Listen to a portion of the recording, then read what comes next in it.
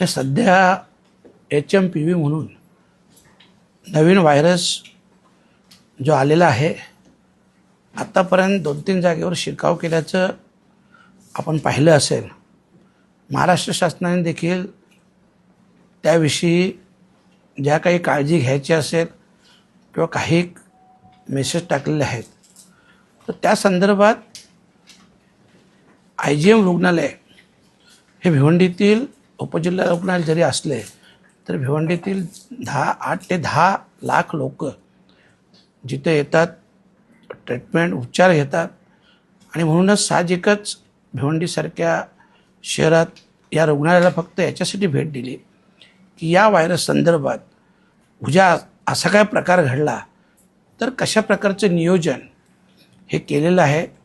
म्हणून त्या संदर्भात मी भेट घेतलेली आहे आणि त्या संदर्भात मॅडमशी देखील चर्चा केली.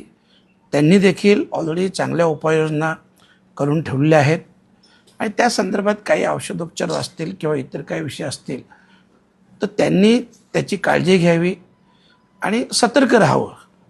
आणि त्या संदर्भात मी एक पत्र हे आज त्यांना दिलेलं आहे. स्वतः पाहणी देखील केलेली आहे. पाहणी दरम्यान त्यांची व्यवस्था ही व्यवस्थित वाटली आणि म्हणून ह्या रोगाविषयी खास करून लोकांना आपल्याला देखील सांगतो, घाबरायचं काही कारण नाही.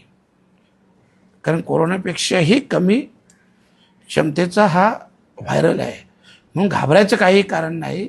उलट घाबरून न जाता असा काही प्रकार घडला तर त्वरित याच्यावर आपण सगळ्यांनी उपचार करावे.